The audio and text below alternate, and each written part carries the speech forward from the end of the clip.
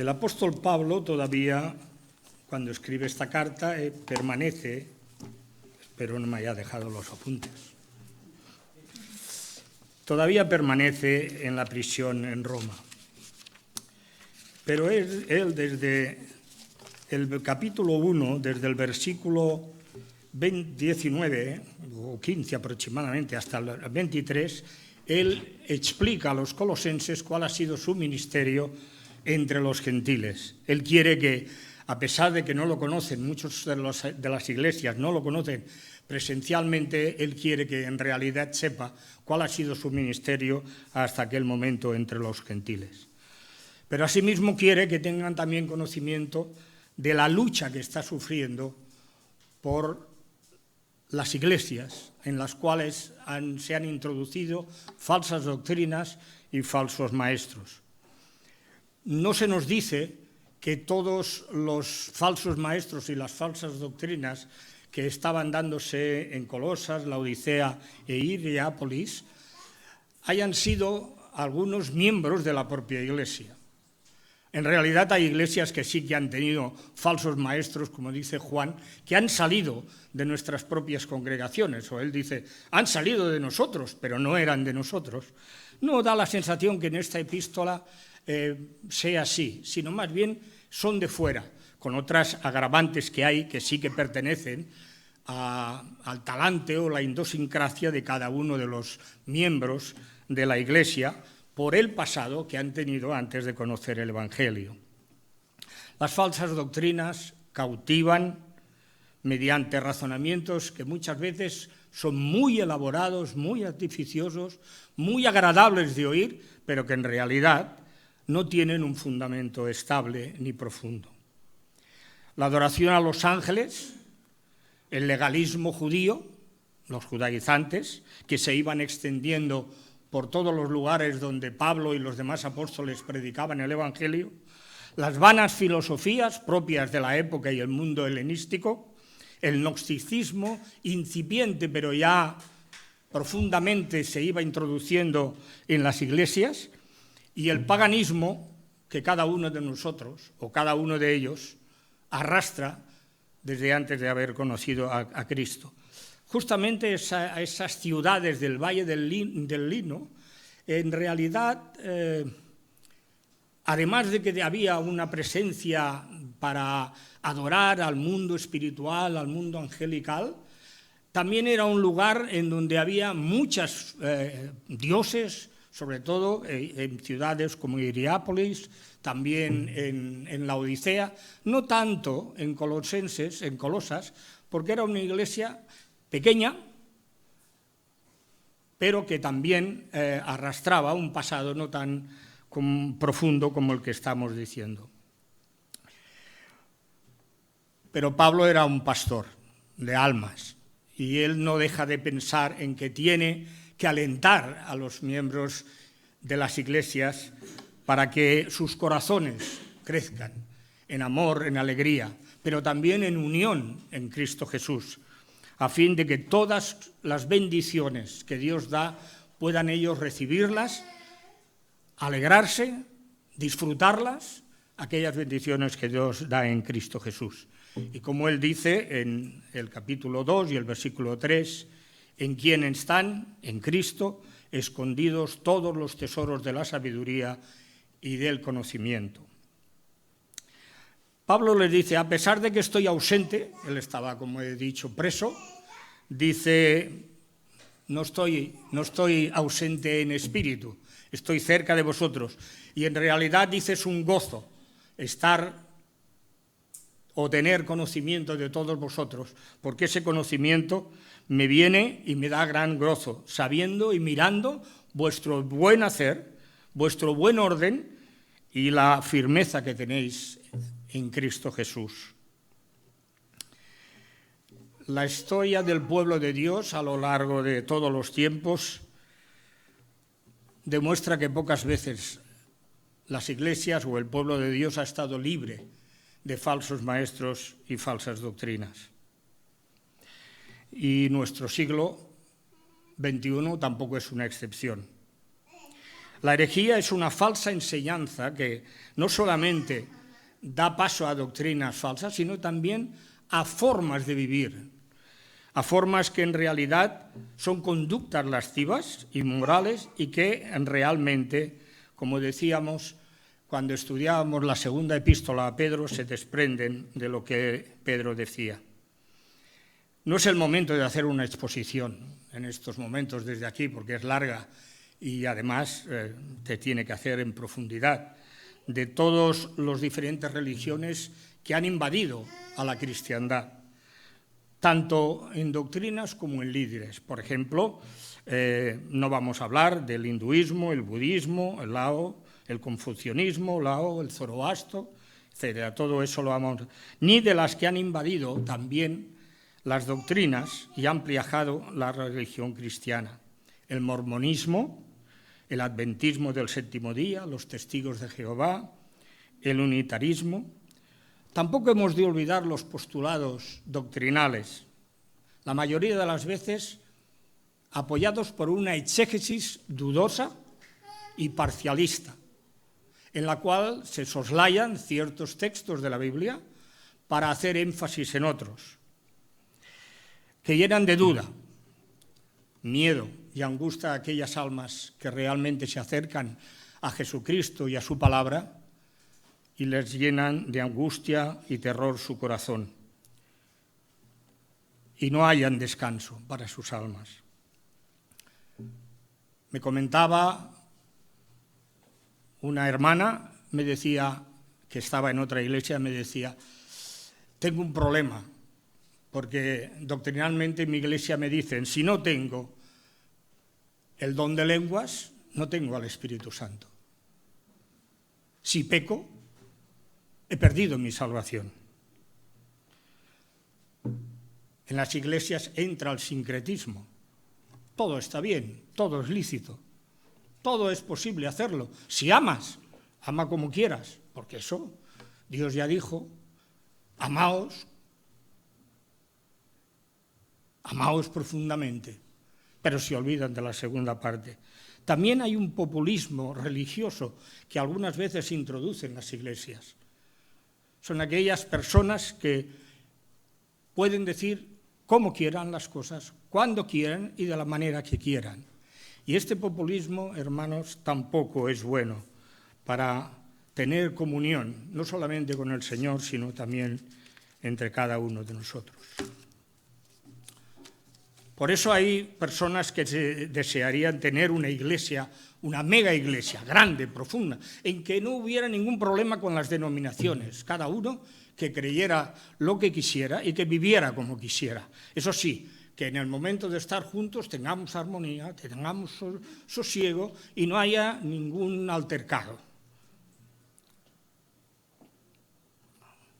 Y últimamente, o hace tiempo, algún tiempo ya, nos entró otra clase de doctrinas así solapadas.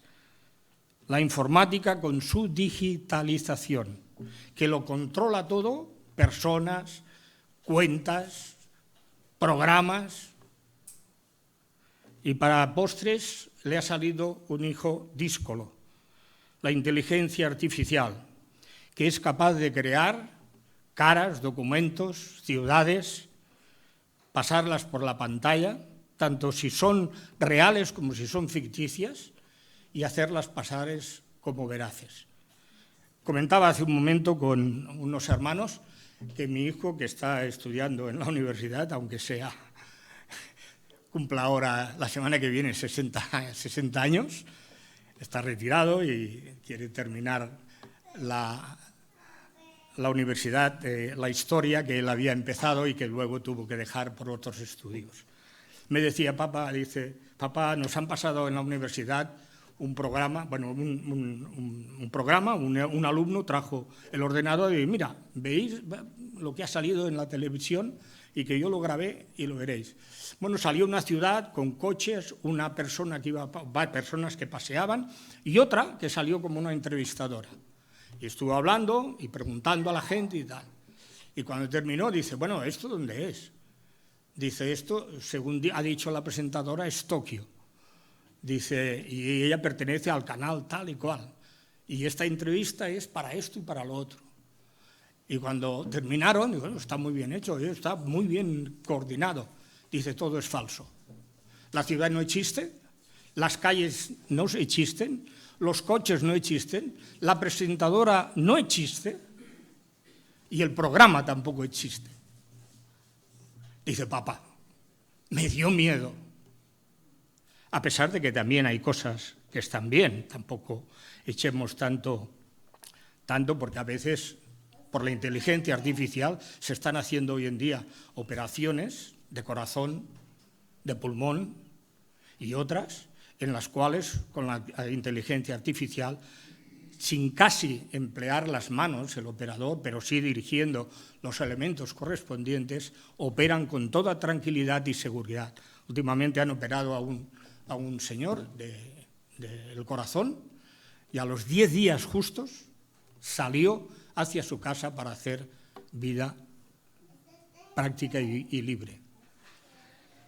Cuando normalmente una operación de corazón te dan un plazo de 2 años para poder realizar una actividad realmente útil y sin peligro.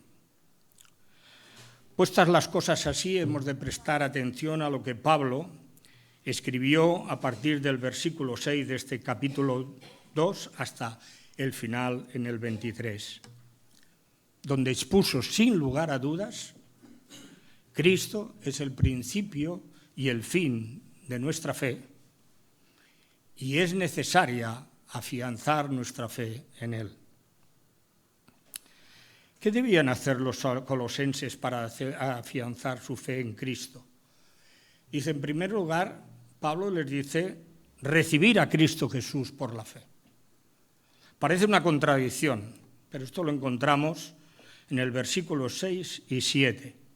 Por tanto, es verdad que este por tanto encadena todo lo que él ha dicho anteriormente, desde el primer versículo del capítulo 1 hasta el versículo 5 de este segundo capítulo. Es verdad que hace de conexión, de puente, pero es un puente que gramaticalmente, dicen los que entienden, es un puente débil. Porque aquí dice, por tanto, de la manera que habéis recibido a Cristo, andad en Él. De la manera. ¿Cómo habían recibido los colosenses a Cristo?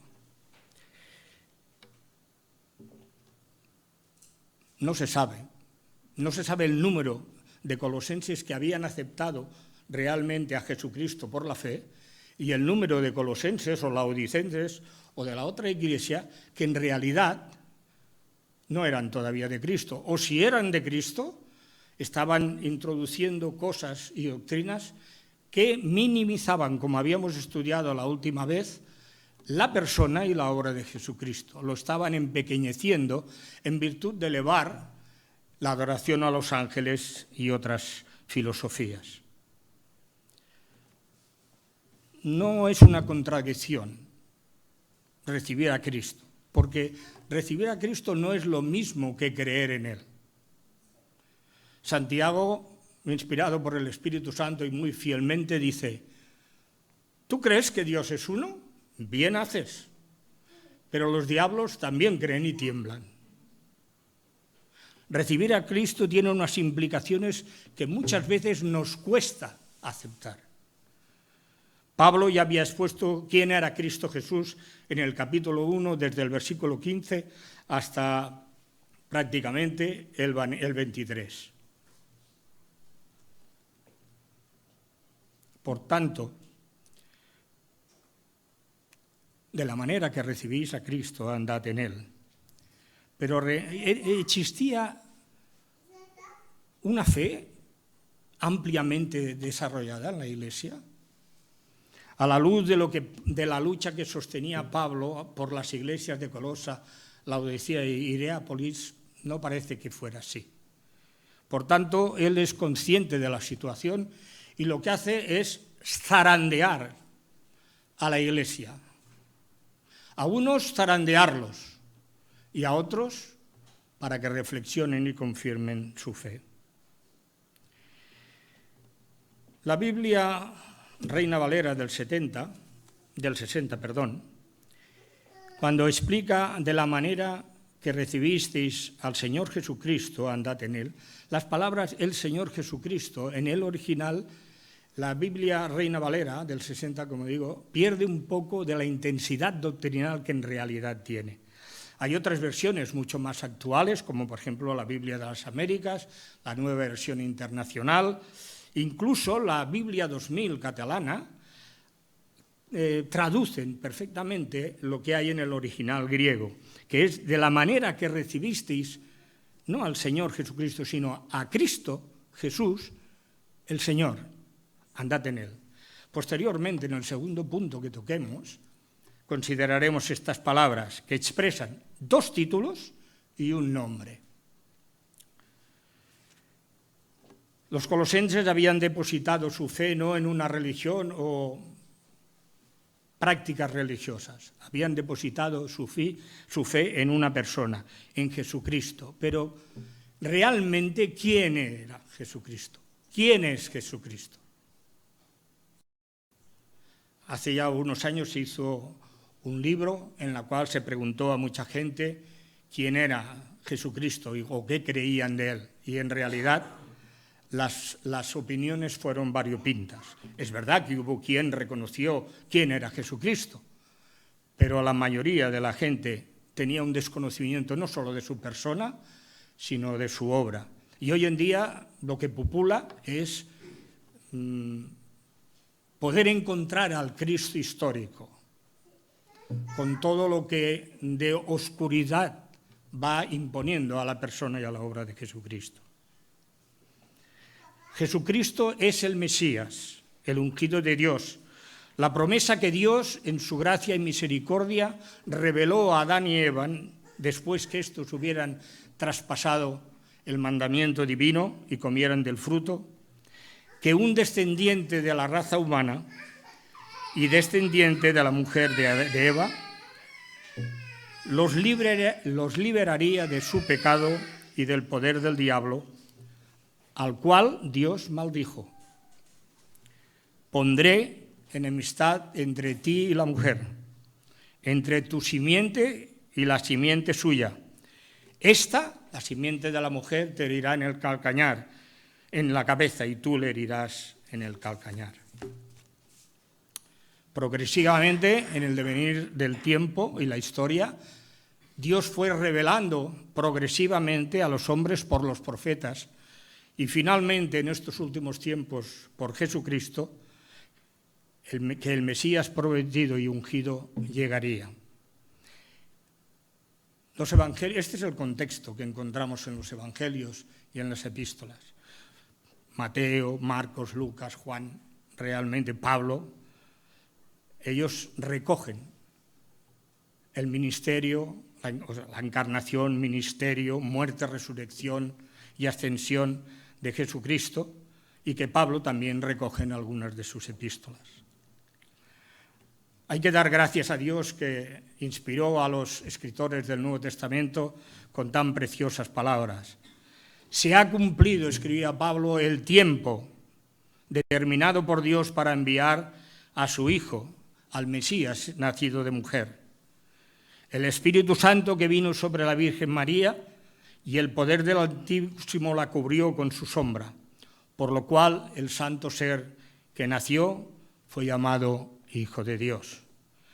Pero este ser amado de Dios nació bajo la ley para que pudiera redimir a los que estaban bajo la ley a fin de recibir la adopción de hijos, el cual, teniendo forma de Dios, quiere decir teniendo naturaleza, esencia y de Dios, se despojó a sí mismo, tomando forma de hombre, tomando naturaleza, esencia y atributos humanos, y estando en esta condición se humilló a sí mismo, haciéndose obediente hasta la muerte y muerte de cruz. Por lo cual Dios también le exaltó a lo sumo y le dio un nombre que es sobre todo nombre, para que en el nombre de Jesús, fijaros bien, no es Jesucristo, es Jesús. Luego veremos por qué. Se doble toda rodilla de los que están en el cielo y en la tierra y debajo de la tierra, y toda la lengua confiese que Jesucristo es el Señor, para gloria de Dios Padre. ¿Cómo habían recibido los colosenses a Jesucristo? Depositando, como encontramos en el primer capítulo, que da gracias Pablo por esto, depositando su fe en Cristo, amando a todos los santos como obra del Espíritu Santo o fruto del Espíritu Santo, y depositándose su esperanza que está guardada en los cielos. Que lo habían recibido era evidente para muchos de los creyentes de esas iglesias. Desde el día en que conocieron el Evangelio y la gracia de Dios, ellos pusieron a colaborar sus vidas, muchos de ellos, para que en realidad Dios se sintiera alabado y bendecido. De tal manera muchos creyentes sabían y actuaban así y habían depositado esa fe que era tan clara que el Padre, dice Pablo en este mismo capítulo 1, dice: demos gracias al Padre que nos hizo aptos para participar de la herencia de los santos, ser liberados de la potestad de las tinieblas y hechos ciudadanos del reino de Cristo, perdonando nuestros pecados.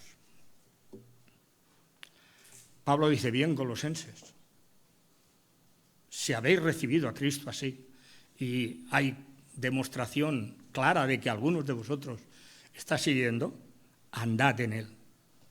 Pero Pablo, para que no se perdieran en disquisiciones y imaginaciones propias, lo que hace es marcarles la pauta, la manera en que se puede andar en él, en Cristo. Dice en el versículo 7, arraigados y sobreedificados en él y confirmados en la fe, así como habéis sido enseñados, abundante en acciones de gracias. Arraigados. La idea no es tal que tenemos que arraigarnos ahora, sino que ya estaban arraigados. Desde el momento que ellos habían depositado su fe en Cristo, los colosenses ya estaban arraigados, ya eran propiedad del Señor Jesús, ya estaban dentro de la familia de los santos. Lo que tenían que hacer a partir de aquel momento era sobreedificarse. Por lo cual ahora debían crecer. Solo es posible edificar o sobreedificar si hay fundamentos sólidos. En Dubái, en los Emiratos Árabes, hay un edificio, el más alto del mundo. Tiene 828 metros de altura. Una barbaridad. Está constituido o está sustentado por una plataforma de 4 metros de ancho, con unas dimensiones tremendas, y que está soportada por 192 pilares de 1,5 metros de diámetro a una profundidad. Hay algunos artículos que dicen hasta 48 metros, pero hay otros que dicen que algo más de 50, hasta que han encontrado la roca.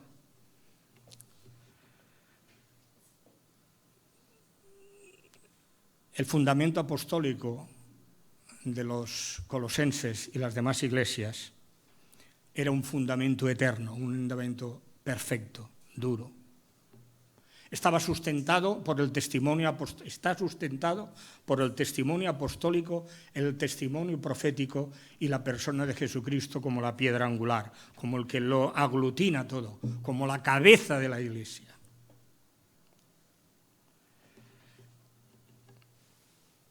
Así como habéis sido enseñados, decía Pablo, escribía Pablo. Dice, habéis de confirmar la fe. Solo se puede confirmar la fe sustentando nuestra enseñanza en el testimonio apostólico, el testimonio profético y la persona de Jesucristo, que abarca toda nuestra Biblia. Hay hermanos que les gusta leer el Nuevo Testamento, es verdad. Es más legible, más entendible, El Antiguo Testamento se hace a veces farragoso, porque hay que conocer historia, hay que conocer algunas cosas que realmente trascienden nuestro tiempo, pero aquí está constituida todo el testimonio apostólico, profético y la piedra angular, nuestro Señor Jesucristo. Si así habéis sido fundamentados, si así ha sido afianzada vuestra fe en Cristo, andad con Él. Los colosenses y el resto de las iglesias habían tenido suerte de Epafras, un hermano, como dice Pablo en otro lugar, fiel, en el 1:7. Como habéis aprendido de Epafras, decía, dando gracias a Dios, nuestro consiervo amado, que es un fiel ministro de Cristo para vosotros. Ya lo he dicho en alguna ocasión, si doy gracias a Dios es haber tenido hermanos y ministros, profesores y tutores que han sido una bendición para mi vida, de los cuales he aprendido, no solamente por su palabra, sino por su vida.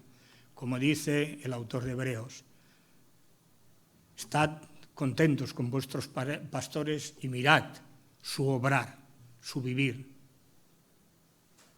y tomad ejemplo. Pero todas estas bendiciones que habían recibido las iglesias había que traducirse, había que manifestarse en abundancia de acciones de gracias.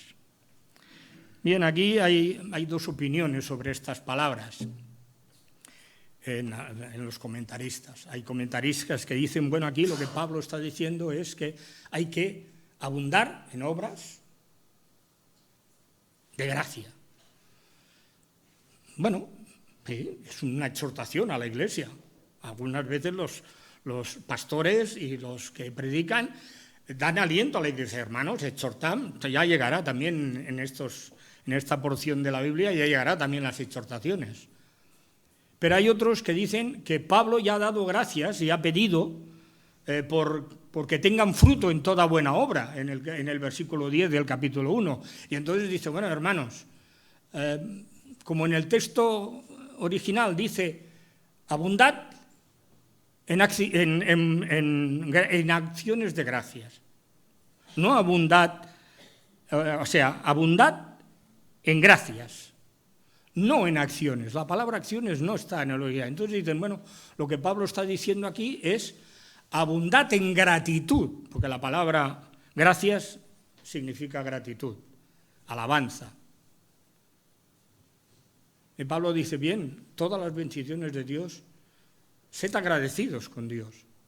Hace pocos días en la escuela, en el culto de oración, dábamos gracias a Dios porque nos habíamos olvidado, algunos de los hermanos nos habíamos olvidado de dar gracias por algunas peticiones que habíamos hecho a lo largo de muchos jueves y Dios nos las había concedido y nosotros no le habíamos dado gracias. Sed agradecidos,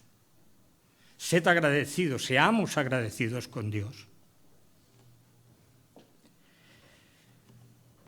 Estamos ya consolidados en nuestra fe, vamos consolidando nuestra fe porque nos estamos fundamentando en apóstoles, profetas y el Señor Jesucristo. Seguimos sobreedificando nuestra vida con todo el consejo de Dios. Hay hermanos que les gusta leer ciertas porciones de la Biblia. Por ejemplo, mi madre había libros que no los leía. El Cantar de los Cantares decía que eso no lo podía entender ella. Hay otros hermanos que se encallan con Levítico. Bueno, le dices a un hermano, no, hay que leer Levítico que vamos a estudiar en Levítico. Bueno, y sale humo y se ponen los pelos de punta.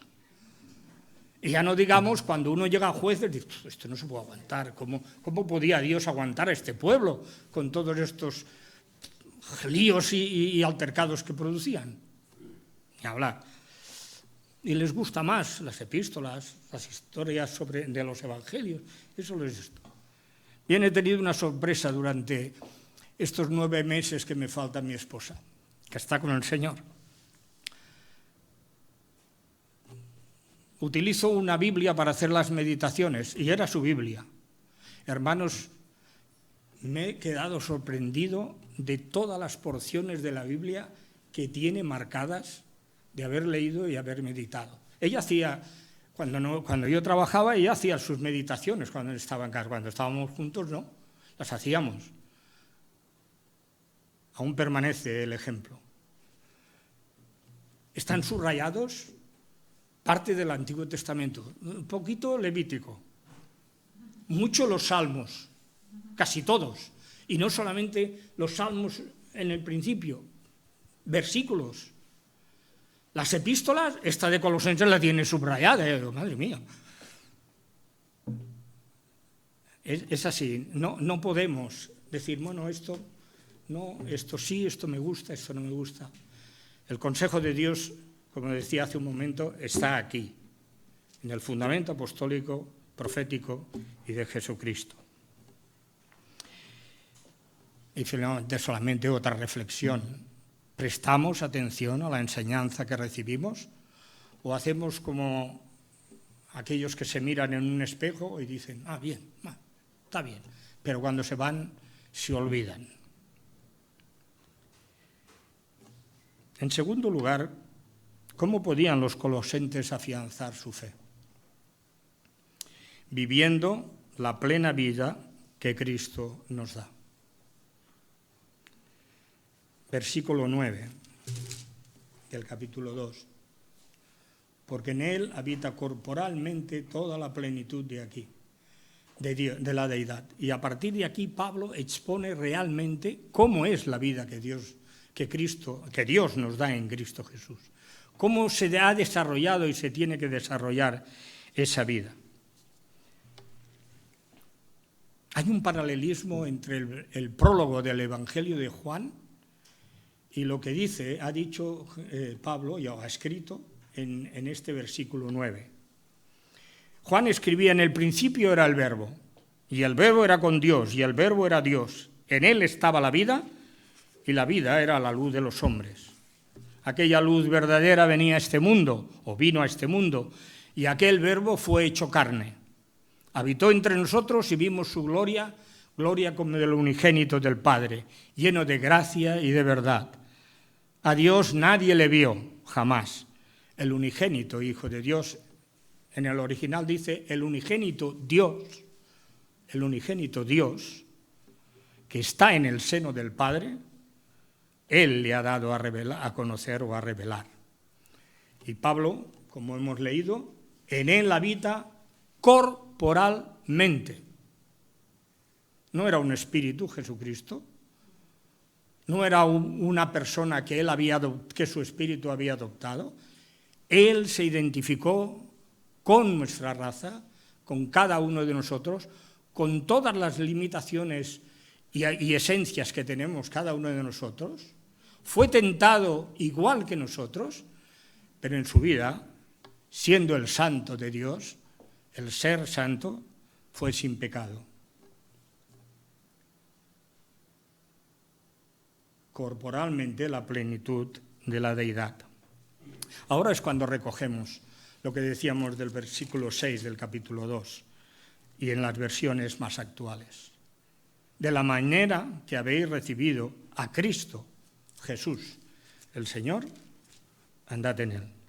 Son importantes que prestemos atención a estas palabras, porque en la medida en que las comprendamos entenderemos mucho más bien la historia de la salvación. El título de Cristo que recibió Jesucristo es la transcripción del término griego, del término al griego, la transcripción griega del término arameo Mesías, que significa el ungido del Señor. En el Antiguo Testamento se designaban ungidos del Señor, o Mesías, se ungían a todos aquellos que habían de hacer un servicio para los propósitos que Dios tenía previstos. Reyes y sumos sacerdotes eran ungidos. La expectativa de un Mesías que vendría, un Salvador que salvaría a su pueblo, empezó a desarrollarse alrededor del exilio y que permaneció o duró hasta el primer siglo de nuestra era. El título de Cristo es este. El nombre de Jesús es el que le fue dado al Verbo encarnado como nombre personal, obedeciendo la orden que el ángel le dijo a José, marido de su madre, María, antes que él naciera. Se llamará Jesús porque él salvará a su pueblo de sus pecados. Y el otro título que recibe Jesucristo es el de Señor, que le fue dado por el mismo Padre Celestial, por su encarnación, por su humillación y obediencia hasta la muerte y muerte de cruz.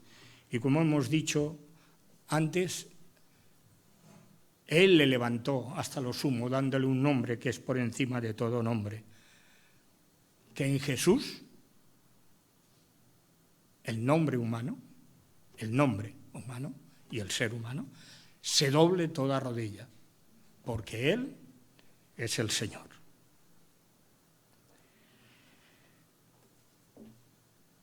A este Cristo, Jesús, el Señor, a los que los colosenses habían depositado su fe, amor y esperanza, agradó al Padre que habitase toda la plenitud de la deidad.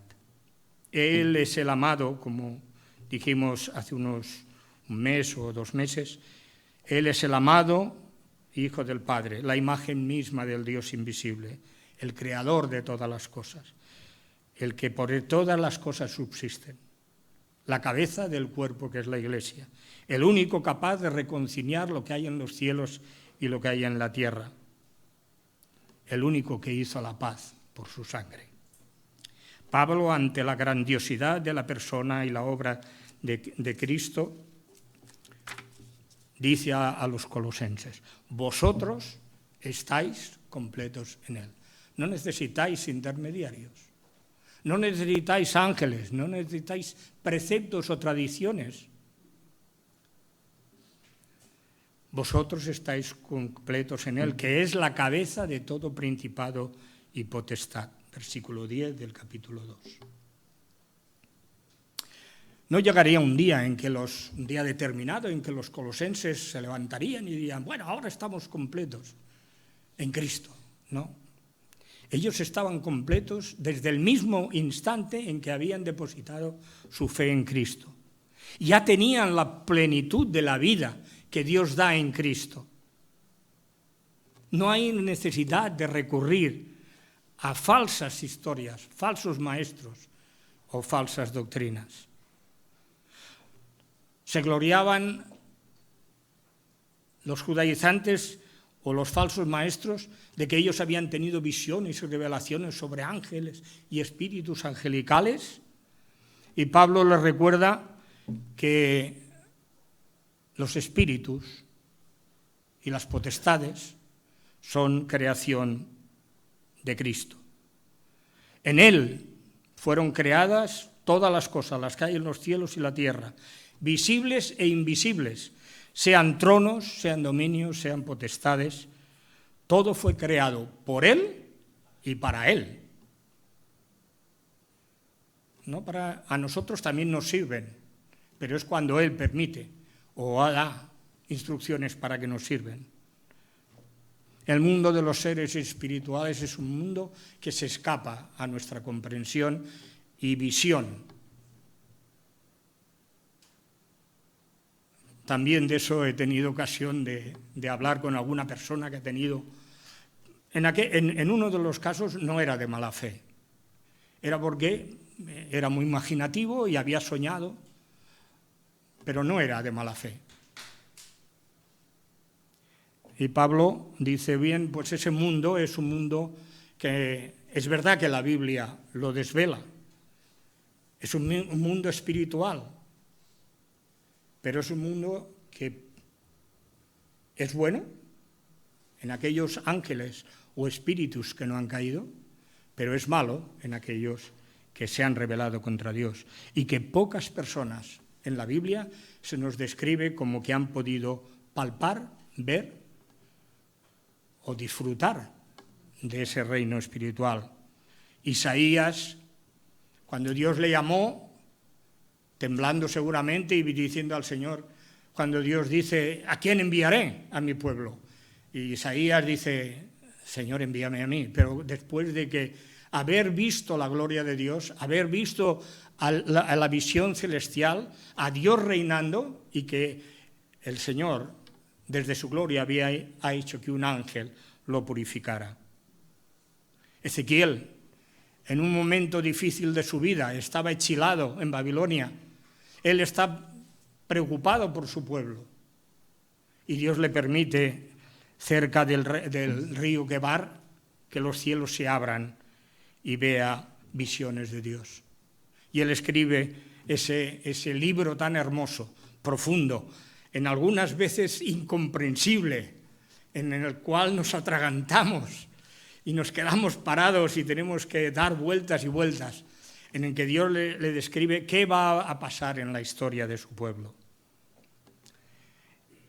Y Juan, también en un momento difícil, desterrado en Patmos por el testimonio de Jesucristo, Dios le permite dar el último espectáculo, borrón o diseño de lo que será el mundo venidero, el triunfo del Cristo crucificado, pero también glorificado.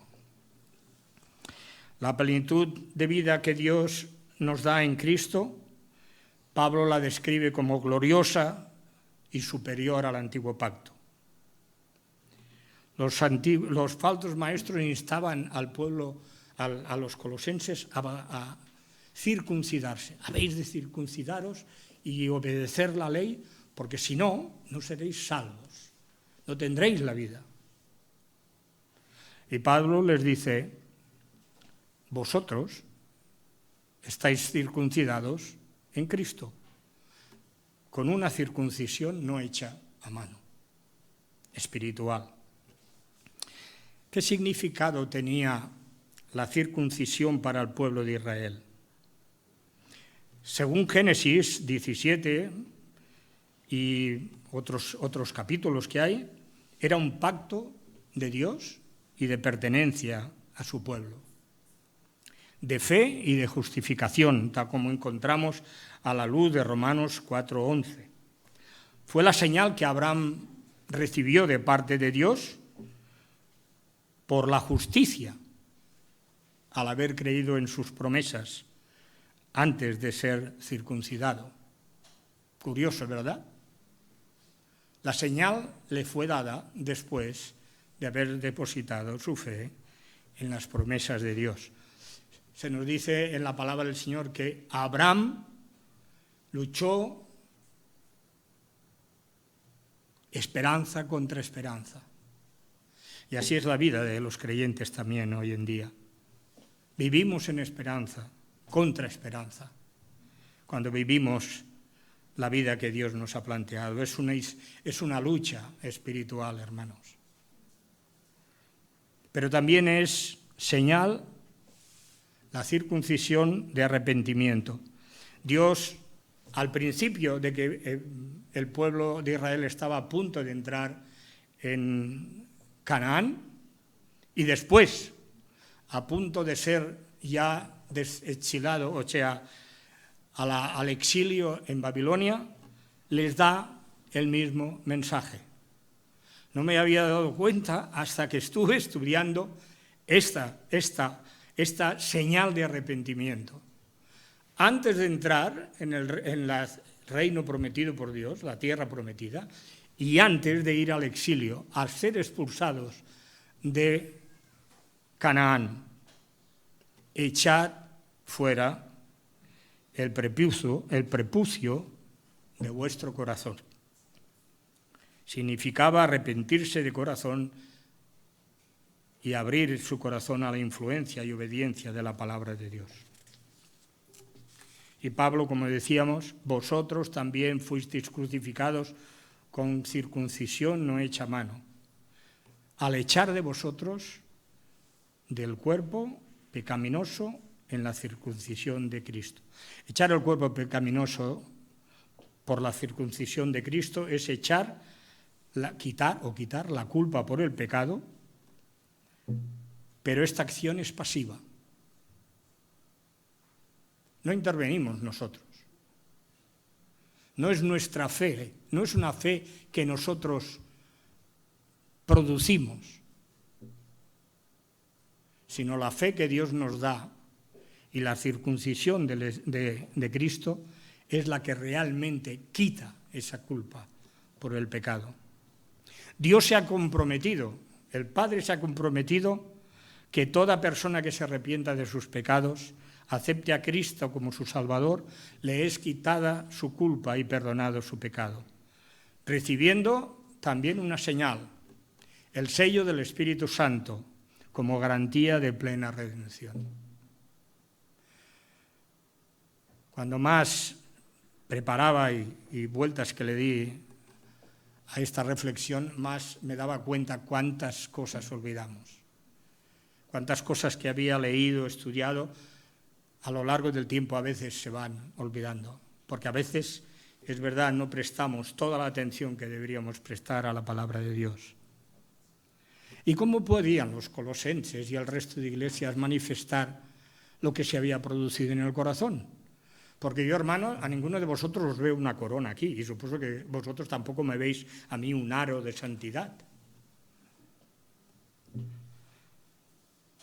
En primer lugar, viviendo la vida plena que Cristo nos ha dado,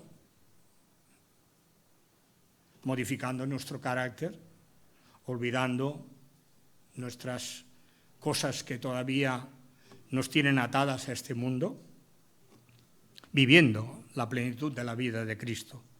Y en segundo lugar, por medio del bautismo. ¿Qué es lo que Pablo les dice en el versículo 12? Sepultados con él en el bautismo en el cual fuisteis también resucitados con él, mediante la fe en el poder de Dios que le levantó de los muertos. Cristo derramó su sangre en la cruz del Calvario para remisión de nuestros pecados. El justo murió por los injustos. Pero mediante el simbolismo del bautismo, los colosenses y el resto de las iglesias se identificaron con la muerte de Cristo, pero también con su resurrección. Cuando uno baja las aguas del bautismo y es inmerso en el agua, simboliza que se identifica con la muerte de Cristo por él, y cuando sube de las aguas, es levantado de las aguas, en su resurrección. Creer, y qué garantía tenemos de que esto sea una realidad en nuestros corazones. Es la fe la que confirma constantemente, puestas nuestra mirada en las promesas de Dios, que son sí y amén en Jesucristo. En ellas alcanzaron buen testimonio los antiguos por ella de haber agradado a Dios. El bautismo es un testimonio público de lo que Dios ha hecho ya una realidad en nuestro corazón. Estar muerto en pecados es la situación que se encuentra toda aquella persona que no sigue a Jesucristo, que no ha sido circuncidado por Él. Él os dio vida juntamente con Él, dice Pablo. Se caracteriza esa vida en primer lugar, como decíamos, el perdón de pecados y, en segundo lugar, la santificación por el Espíritu Santo. Pero en la cruz ocurrió algo que se escapa a nuestra visión si no estuviera revelado en la palabra de Dios. Cristo, el crucificado desde la cruz, anuló un acta, un pagaré de los decretos que había contra nosotros, dice el versículo 14, anulando el acta de los decretos que había contra nosotros, que nos era contraria, quitándola en medio y clavándola en la cruz. En realidad,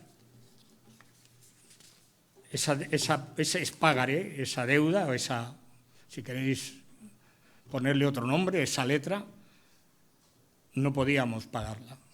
si no la hubiera borrado Cristo, no lo hubiéramos podido nunca pagar. Porque cuando más nos esforzamos en cumplir la voluntad, los preceptos de Dios y sus mandamientos, más nos damos cuenta de la imposibilidad de cumplirlos. Maldito todo aquel que no permaneciere en todas las cosas que están escritas en el libro de la ley. Cristo, con su obediencia perfecta a la voluntad del Padre y su muerte expiatoria, quitó esa acta clavándola en la cruz como testimonio y garantía de que todo aquel que a su sombra se acoge es libre de las premisas de la ley.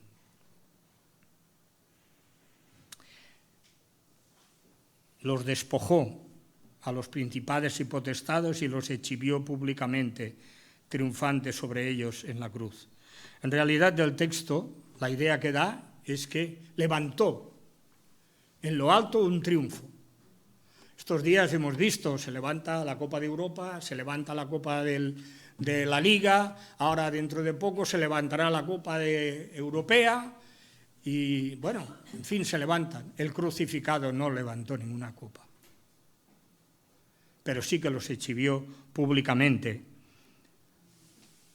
por medio de su muerte y en realidad expuso públicamente, dice, los desnudó públicamente al que tenía el imperio de la muerte, esto es, al diablo, para limpiar a todos de temor, a todos los que estaban de por vida sujetos a servidumbre. Caer en las garras del diablo es caer en su poder, es estar atado a él, pero ninguna condenación hay para los que en Cristo están. Cristo fue el gran vencedor entre el combate de las tinieblas y los señores de las tinieblas. ¿Estamos completos en Cristo? ¿Reflexiona sobre lo que significa estar unido a Cristo? ¿Vivimos la plenitud que nos ha dado?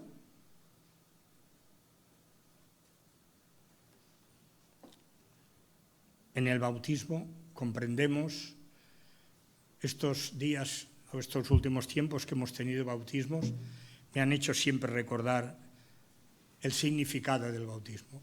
Mi muerte, identificándome con Cristo, y mi resurrección, identificándome con Él, sabiendo que de la misma manera que el poder de Dios, el Padre, levantó a Jesucristo de entre los muertos, un día levantará mis despojos a novedad de vida. Esto es lo que Pablo escribe en el capítulo 15 de Primera de Corintios.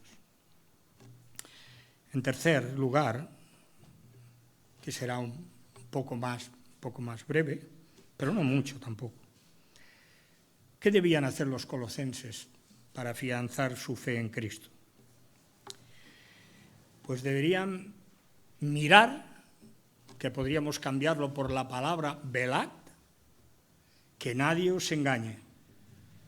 Mirad, que nadie os engañe. 4 veces lo dice en esta epístola.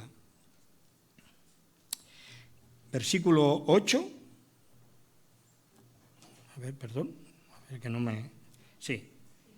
Versículo 2:8 de nuestra Biblia. Mirad que nadie os engañe por medio de filosofías y huecas sutilezas. También en el 16 de este mismo capítulo 2. Por tanto, que nadie os juzgue en comida, bebida o días de fiesta, lunas nuevas o días de reposo. Que nadie en el 18 os prime de vuestro premio, afectando humildad, culto a los ángeles, entremetiéndose en lo que no ha visto, vanamente hinchado de su propia mente carnal. Y en el otro, podríamos añadir que nadie os engañe, pues habéis muerto con Cristo y estáis en Él completos. Mirad que nadie os engañe por medio de filosofías, el versículo 8. Algunas de las iglesias, sus miembros no estaban ya perdidos, pero estaban muy cerquita, estaban muy cerca de la línea roja. Estos últimos tiempos se habla mucho de líneas rojas, ¿verdad? De no traspasarlas. Pues bien, algunos estaban muy cerquita. Se estaban dejando envolver por filosofías y huecas sutilezas. En realidad, amar la filosofía no es malo. Yo admiro a Daniel, el hombre que fue capaz de estar fiel a Dios y al mismo tiempo prepararse y examinarse en una cultura como la babilónica, saliendo airoso por la gracia de Dios de todas aquellas preguntas que el rey Nabucodonosor quiso ponerle a prueba, más que cualquier otro de los magos, adivinos y maestros que tenía Babilonia. Un buen ejemplo para los estudiantes de hoy en día, el de Daniel. Pero la mala filosofía es traicionera, anula la verdad de Dios. Esta es la respuesta que les dio Jesús a los fariseos. Con vuestra tradición y vuestras filosofías estáis anulando la palabra de Dios. Y decía Pablo, conforme a los rudimientos, que nadie os engañe con los rudimientos del mundo. El mundo es contrario a la palabra de Dios, el espíritu del mundo. En el mundo hay cosas buenas, hay cosas loables, hay cosas lícitas. Pero el espíritu del mundo en realidad es contrario a la palabra de Dios y se opone abiertamente a Dios. El mundo es el reino de Satanás, como nos dice Juan. El mundo está bajo su control, como vuelve a repetirnos Juan. La manera de vivir del mundo, dice Pablo en Efesios, es pecado. El espíritu del mundo es pecado. El espíritu del mundo no conoce a Dios. Lo encontramos en Primera de Corintios. Pero ese mundo que es contrario a Dios un día será juzgado por Dios en Cristo. Lo encontramos en Hechos 17, en el Salmo. Los que viven según Cristo viven santa y piadosamente. Por tanto, nadie os juzgue, ni bebida, días de fiesta, luna, nuevos días o reposo, o días de reposo, todo lo cual es sombra de lo que ha de venir, pero el cuerpo es de Cristo. Bien, algún extremista, o a lo mejor algún fundamentalista, no lo sé, diría, pues bueno, se celebra una fiesta, no se coma. Se celebra una boda, no se beba. Se celebra una boda, no, un día no se puede, porque eso es un día especial. Hay que dedicarlo al Señor o a otras cosas. No se puede hacer esto porque viene la luna nueva. Bueno, algunas veces las iglesias han sido capaces de remover la hora del culto para poder ir un domingo de verano a la playa. Esto es cierto, hermanos. Lo he vivido en carne.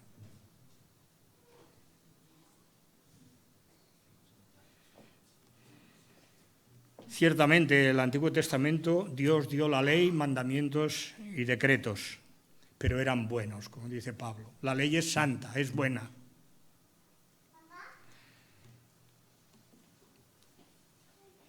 Pero el Señor, el cuerpo es del Señor.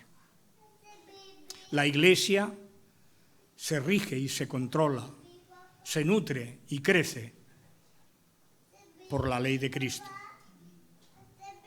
Y la ley de Cristo es buena, es saludable, es edificante. Ya hemos tocado algo de los que afectaban humildad y culto a los ángeles y que tenían visiones, y Pablo dice, bueno, se entremeten en lo que no han visto. Dice, vanamente hinchados por su propia mente carnal. Bien, yo pensaba, cuando hacía esto, a veces pensamos que si nosotros no somos así, si no nos comportamos de esta manera, si no vivimos como los falsos maestros y sus doctrinas, estamos haciendo lo que el fariseo contrariamente a lo que hacía el publicano. Señor, como yo soy bueno y yo cumplo tu palabra y hago esto y hago lo otro y lo demás allá, tú me tienes que dar una vida contigo tranquila, sosegada, en paz y lleno de bendición. Y es cierto, hay hermanos que Dios les concede no las peticiones de su corazón, sino les da todo lo que piden. Pero realmente la vida del cristiano no es así. Pero hay hermanos que sí, o hermanas que lo reciben. No quiere decir que su vida sea plácida, pero Dios les da bendición. Recuerdo una anécdota, y me parece haberla contado, a un señor que tenía multitud de posesiones. El pastor un día lo visitó para ver cuál sería su colaboración durante aquel año que se aproximaba. Y el hermano le dijo, bueno, pues esta será mi colaboración. Y el pastor le dijo, hermano, yo creo que se ha pasado usted, porque me da el doble de lo que me dio el año pasado. Y usted, sus negocios no van lo bollantes que iban anteriormente. Dice, pues por eso lo doy el doble, por si el año que viene ya no tengo casi nada. Pero la realidad en el mundo espiritual del creyente, unas veces las circunstancias son adversas y ahí uno tiembla terriblemente de angustia y sufrimiento. Pero hay otros hermanos que las circunstancias favorecen nuestra vida y nos llenamos de bendición, de gozo y de alegría. Lo que hay que hacer es asirse, agarrarse fuertemente a la cabeza que es Cristo. De esa cabeza recibimos nutrición, unión y crecimiento. Es lo que dice Juan en el prólogo de su primera epístola. Lo que hemos visto, lo que han palpado nuestras manos tocante al verbo de vida, eso os anunciamos. ¿Para qué? Para que tengamos los unos comunión con los otros. A veces me sabe mal haberme entretenido un momento y salir y muchos hermanos no haberlos podido ver o saludar. Tener comunión. Esa es la comunión, vernos, amarnos, saludarnos. Dice, pero también nuestra comunión, dice Juan, es con el Padre y con el Hijo. Nadie os prive de vuestro premio afectando humildad y culto a los ángeles, vanamente hinchado por su propia mente carnal. Y finalmente, Pablo les dice, mirad que nadie os engañe, pues si habéis muerto con Cristo, hay esa, no es ambivalencia, ¿no? Pablo no es ambivalente, lo que pone es, él ha zarandeado a la iglesia, ella ha zarandeado a las iglesias, si habéis resucitado con Cristo, andad en él. Bueno, es una reflexión, es una exhortación para otros. Y aquí plantea el mismo tema. Si habéis resucitado, hay muerto con Cristo, en cuanto a los reunimientos del mundo, oye, no empieces otra vez ahora que comes, no tomas, no vivas. Dice, ¿por qué os sometéis otra vez a vuestra manera antigua de vivir? Qué grande y qué inspiración le había dado Dios a Pablo por medio de su Espíritu.